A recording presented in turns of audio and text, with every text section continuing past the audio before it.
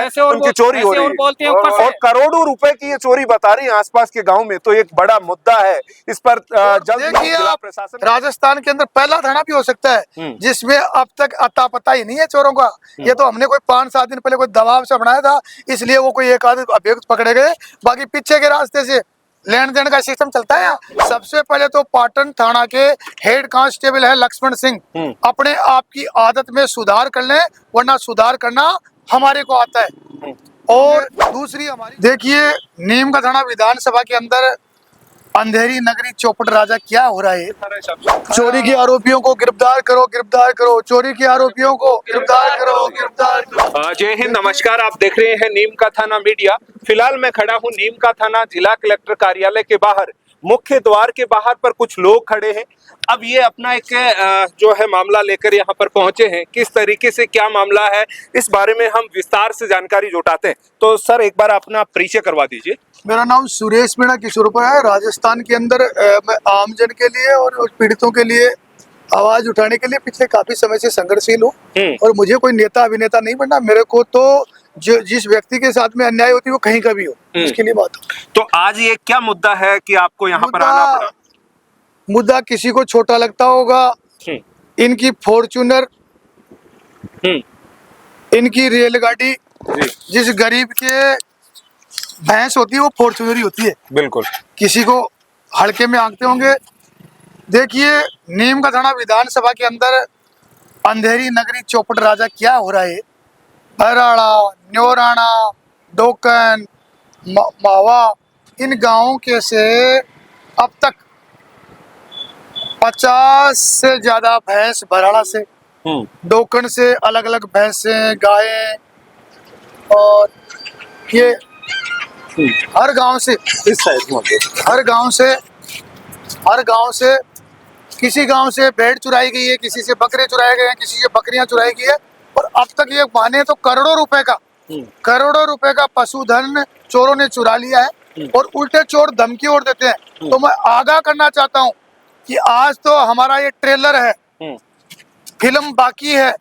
इस बार तो हमने सेलेक्टेड लोगों को बुलाया, फिर भी 300 लोग आ गए।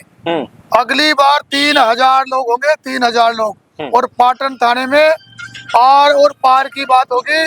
पाटन के थाना अधिकारी का वे ठीक है, ये सही बात है, लेकिन वहाँ का जो स्टाफ है, वो स्टाफ कच की जो भाषा है, परिभाषा है, परिवादियों के साथ में उलझना है और जिस ढंग से वो बात करते हैं वो बिल्कुल गलत है। सबसे पहले तो पाटन थाना के हेड कांस्टेबल है लक्ष्मण सिंह, अपने आप की आदत में सुधार कर लें, वरना सुधार करना हमारे को आता है।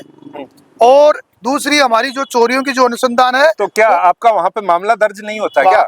वहाँ पर ये बेचारे ये लोग गए, मामला तो दर्ज हो, जुत्ती है मेरा तो पैर में, मेरा तो दर्ज क्यों नहीं हुआ, लेकिन ये लोग गरीब लोग जाते हैं तो इनके मुकदमे दर्ज नहीं होते और इनको भगा दिया जाता है वहाँ से। और सच्चाई ये है कि अब तक करोड़ों रुपए की चोरी हो गई, जिसमें से मुश्किल से शायद 15 लोगों ने FIR कराई होगी। करोड़ों रुपए की बोले तो कितनी पशुधन की चोरी हुई है? 50। आप समझ सकते हो कि जो 50 भैंस अकेले भराड़ा से जा सकती है। एक गांव से 50 भैंस चोरी हो गई। बिल्कुल 2.5 साल में, दिन में 2.5 साल में, 2.5 साल का समय हो गया। धीरे धीरे कभी एक कभी दो ऐसे चोरी होती रहती है। और ये जो अब ये सर्दियां शुरू हो गई, चोरों के हौसले देखिए आप।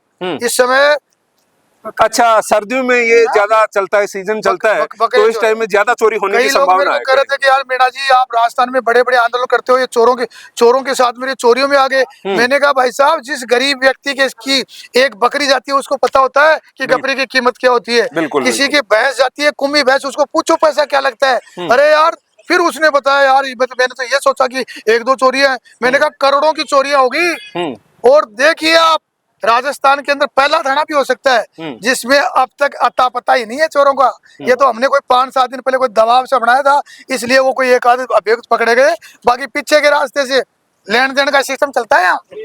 अच्छा, आपको ऐसा लग रहा है इस वजह से ये मतलब इसमें कार्रवाई नहीं हो रही? इनको धमकियां दी जा रही है कि मुकदमा और कर देंगे तुम्हारे पे। अच्छा, जो परिवार लेकर जा रहा है उसी के खिलाफ मतलब ऐसा बोला जा रहा है? वो थानेदार कह रहा है। और दूसरा क्या कर रहा है, कौन से थाने का मामला है? ये पाटन थाने का मामला। वहाँ का अनुसंधान अधिकारी है और जिसके पास में 6 भैंस और 6 गौ माता की चोरी की रिपोर्ट दर्ज कराई है महेश मीणा। तो आज आप जिला कलेक्टर महोदय से मिले, उन्होंने क्या कहा? जिला कलेक्टर को मैं धन्यवाद देना चाहता हूँ, क्योंकि मैं कलेक्टरों से, आईएएसओ से, आईपीएसओ से और मुख्यमंत्री तक मेरे को जानता है, सब लोग जानते हैं। राजस्थान में जाता रहता हूँ, लेकिन मैंने कलेक्टर साहब मेहरा जी का जो स्वभाव देखा, आज उन्होंने एक बात बताई जो बड़ी मजेदार और बहुत ही ज्ञानवर्धक बात है। उन्होंने कहा कि गौ माता की चोरी करना, बोले जब मैं डीग में कलेक्टर था तो इस पशुधन के खिलाफ मैंने एक अलग एक्ट है, उन्होंने एक कानून की धाराओं की किताब मंगाई, उसमें कई एक्ट है। उन्होंने कहा कि मैं अभी हमारे सामने उन्होंने कुछ अधिकारियों से, पुलिस के अधिकारियों से बात की है और उन्होंने कहा कि गौ माता की ये तस्करी करने वाले और चोरी करने वालों के खिलाफ अलग एक्ट है, उनकी जमानत नहीं होनी चाहिए। तो कलेक्टर साहब ने तो काफी कुछ इस मामले के अंदर उनके भी होश उड़ गए कि यार चोरियां करोड़ों की। मैंने कहा गिनिए साहब, बाराड़ा, टोकन, महुआ, ये वो दर्जनों, यानी आसपास के गांव से ये चोरियां हो गई है, करोड़ों रुपए 2-2.5 साल में। अरे साहब 80% लोगों ने तो FIR ही नहीं करवाई। ये गरीब लोग ये आए तो इसलिए थे, बोले भाई साहब हमारे पे मुकदमा दर्ज हो जाएगा। मैं आपको गारंटी देता हूँ, विश्वास देता हूँ कि अगली बार, इस बार हम गांधी बन के आए हैं और बिल्कुल हम गांधीवादी तरीके से आंदोलन कर रहे हैं शांतिपूर्वक। अगली बार हम भगत सिंह बन के आएंगे और हजारों की संख्या में आएंगे, ये पुलिस कम पड़ जाएगी। क्या मजाक उड़ा रखी है। कौन कौन से गांव से यहाँ पर लोग जुटे? यहाँ पर बराड़ा से लोग हैं, रायपुर से है, नौराना से हैं। यानी जिन गांव में ये चोरियां हुई हैं उन गांव के एक एक दो दो प्रतिनिधि हैं। बिल्कुल सब गांव के प्रतिनिधि। तो और हमारी अल्टीमेटम यही है कि 7 दिवस के अंदर हमारे लोगों को इंसाफ नहीं मिला, चोरों को गिरफ्तार नहीं किया गया, खुलासा नहीं हुआ, तो अगली बार हम पाटन थाने का घेराव करेंगे हजारों की संख्या में।